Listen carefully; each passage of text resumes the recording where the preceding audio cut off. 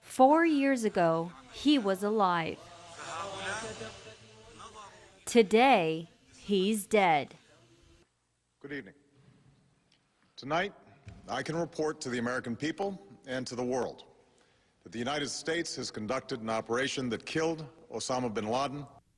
In our 4 years, not only was he killed, but the operation that took him out has already been turned into books and an award-winning movie. When was the last time you saw Bin Laden? The year we started ASU, there were over 140,000 American troops in Iraq and 100,000 in Afghanistan.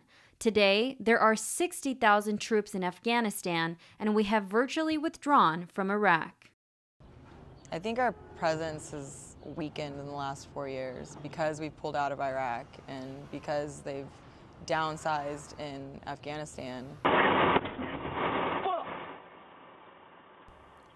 In our 4 years, over 2,000 American troops died in Afghanistan, and 178 died in Iraq, including Matthew Seha, Hillary's husband.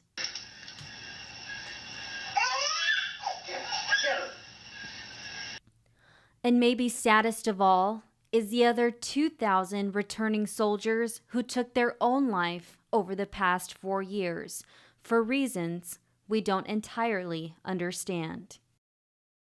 At least if we would have stabilized Iraq, at least if they would have become our actual ally, then maybe all those deaths would have been worth it. 4-decade rule. And while that was happening, a large corner of the world changed, or was at least trying to.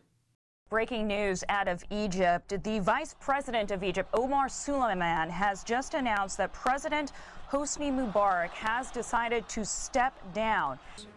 Good evening. What's happening tonight in Libya is being called a deadly endgame. The revolution is not only incomplete, but under threat. In 2010, the Arab Spring erupted in 12 Arab countries.